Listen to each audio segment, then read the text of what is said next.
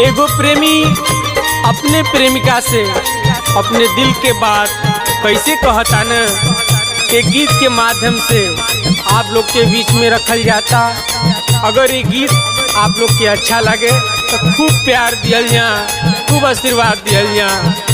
आज channel subscribe ना कैले हो कि चैनल सब्सक्राइब जरूर कर लिया जा।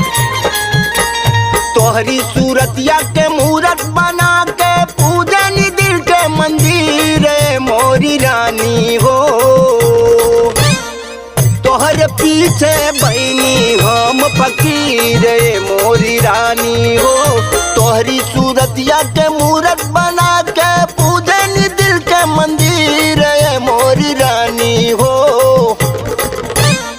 तोहर पीछे बहनी हम फकीर मोरी रानी हो। हम तो तेरे आशिक हैं सदियों पुराने, हम तो तेरे आशिक हैं सदियों पुराने। चाहे तू माने चाहे न माने, चाहे तू माने चाहे न माने।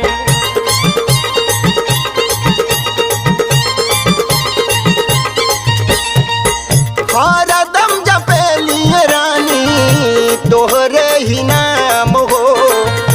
सुबह और शाम रानी, सुबह और शाम हो। सुबह और शाम रानी, सुबह और शाम हो। तोहरे ही खातिर तप करीले हम गंभीर मोरी रानी हो। तोहर पीछे बहनी हम फकीर मोरी रानी हो।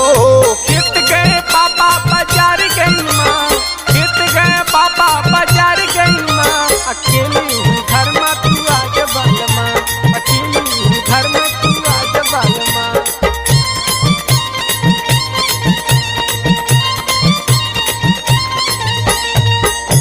इतना तू काहे बोला हमें तड़ पावेलू, हमें तड़ पावेलू रानी, हमें तरसावेलू, हमें तरसावेलू रानी, हमें तड़ पावेलू।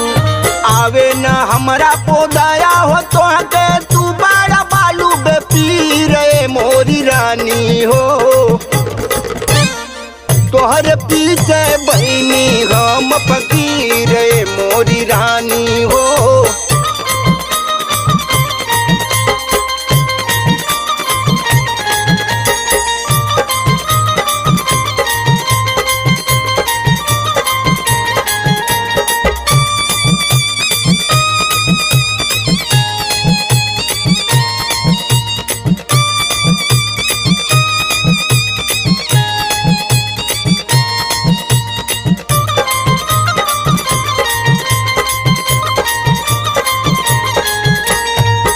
तोहर खातिर टूटल हमरो घर परिवार हो।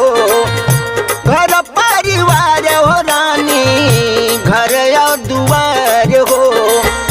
घर परिवार हो रानी, घर और दुआर हो। अब तो बनाला तू रांझा हो, आपन बन जा हमारे हीरे मोरी रानी हो। तोहर पीछे बहनी हम फकीर मोरी रानी हो। तोहरी सूरतिया के मूरत बना के पूजन दिल के मंदिर मोरी रानी हो।